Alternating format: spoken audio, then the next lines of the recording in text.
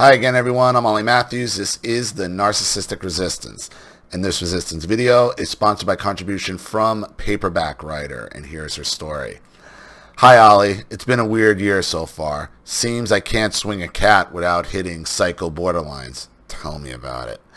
More and more people that I thought I knew and people I never known are feeling entitled and getting douchey. It's getting so hard to deal with it all. I only watch news on reliable channels on YouTube.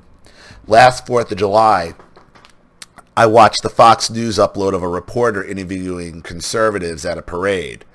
When they were asked if they knew about the brutal beating of conservative reporter Andy Ngo by fists and booted feet of Antifa, they all said yes, they thought it was sad. When asked what should be done about it, the majority thought we should all just learn to get along.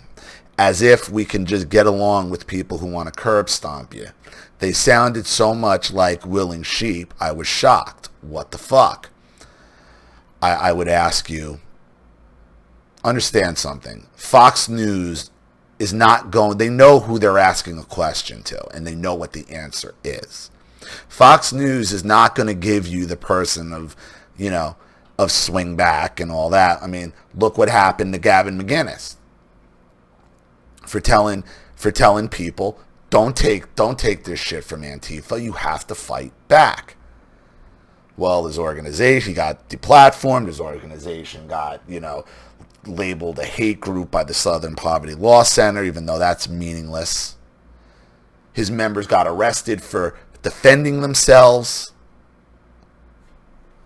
People are afraid. And Fox News isn't going to... Fox News, again, they're looking... I would ask you who they asked. Were they boomers? I'm sure they were, because that's another boomer response. Look, this is already after Steve Scalise, when he was the House witness, got shot on a baseball diamond. Rand Paul was shot at, then he was beaten up on his front lawn. They just took out like a portion of his lung because of the damage done. The Republicans are to blame for this. They are. And I'll tell you why. And I'll tell you why if they're to blame. Because of the Steve Scalise shooting. What did they do after that shooting? They went right to the House floor and these are our brothers on the other side of the aisle and solidarity. You could see it in Pelosi's face. It's like, is he letting us get away with this? Like, we know some crazy socialist Bernie supporter that just shot up their baseball practice, and now they're going to go take the field with us the next day and play a game.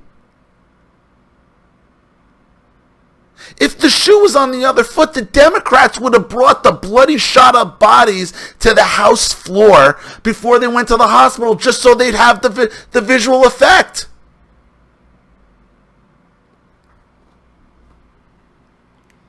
You got to understand what you're dealing with when you're dealing with Fox News and your regular media. They're going to go for the soft boomer, turn the other cheek. That's boomer logic again. Conservative, supposed conservative boomer logic. Be the bigger person. Turn the other cheek. I mean, you want them to get anybody to get upset over Andy Ngo, and it was horrible to see it. But the reason why it's got so much publicity is because it is on video. Steve Scalise was shot. Other members of the GOP were shot and shot at. Rand Paul was assaulted on his front lawn. They just removed a portion of his lung 2 years later. But it wasn't on video. So you got on, and Andy Ngo knew what he was getting into when he went to, and I'm not excusing that it happened at all. But you got to put this in perspective right now.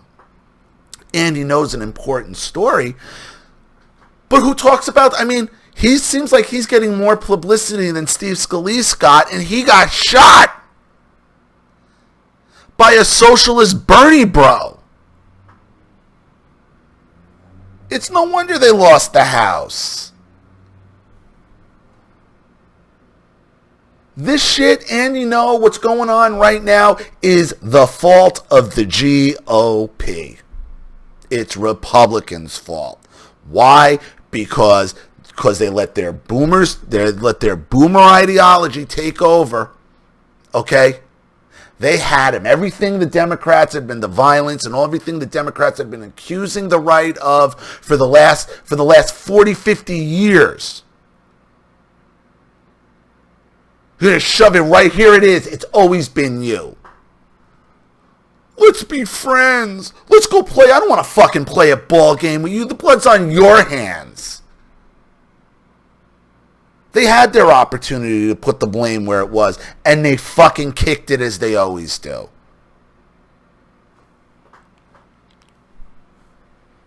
You want to blame somebody? Blame the GOP. Blame Fox News. They're not putting on somebody who would have went against their narrative, the boomer narrative. It isn't happening. Not in hard news. You'll get it out of Tucker. You know, Hannity, though he's pro-Trump, he wants to still go that boomer neocon route.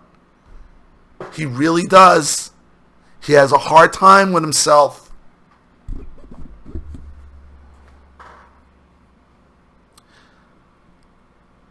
When the shock wore off, I swore at the television like I was getting paid for each swear word, and I was determined to get filthy rich in as little time as possible. I'm not ashamed to say I know a lot of really disgusting language. Yeah, I'm sure. Usually I keep it locked down tight because once I get going, it could take a while for the last fucking pussy bitch fucker gets expelled like pea soup. Yet, after that somewhat demonic exorcism was over, I still feel pretty pissed off for days because you know when you're getting fucked over. Because it's gaslighting. It's narcissism. That's what gaslighting does, whether it's political gaslighting or emotional gaslighting in your real life. It fucking hangs with you. You know when you're getting fucking gaslighted. But that's why you like Trump. Because Trump swings back at these motherfuckers. Trump don't give a shit. He's a counterpuncher. That's why you like me. Because I counterpunch like a motherfucker.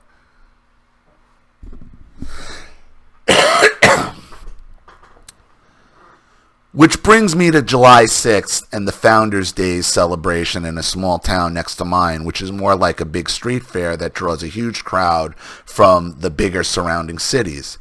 My husband was gone that Saturday, so I decided to go and meet with friends. I was still pissed off about the pussy bitch conservative. Thank you. At least you can understand. The pussy bitch conservatives who couldn't stand up for themselves, but I realized I wasn't acting much better. I have 3 MAGA hats in different colors and a drawer full of Trump shirts that I never worn outside the house because I'm afraid of confrontation from the entitled pussy bitch liberals. Yeah, I know. That's what I said.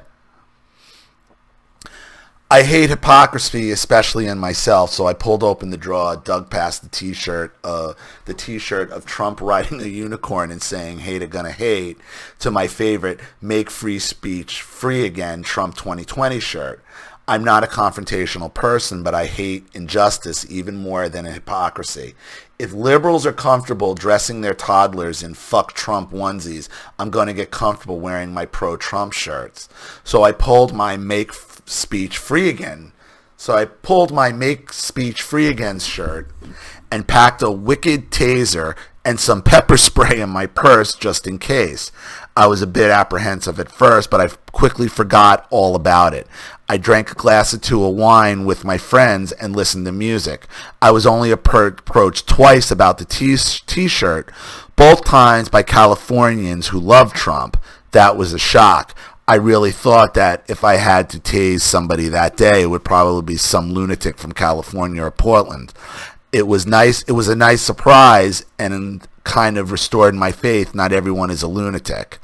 I'm relieved with that knowledge, and also that I didn't have to shoot 50,000 volt electrodes into anyone and watch them drop like a stiff board and hear their screams for 30 seconds. I'm a lover, not a fighter.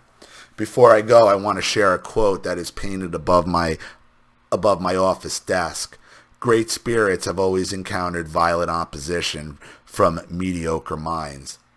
Albert Einstein.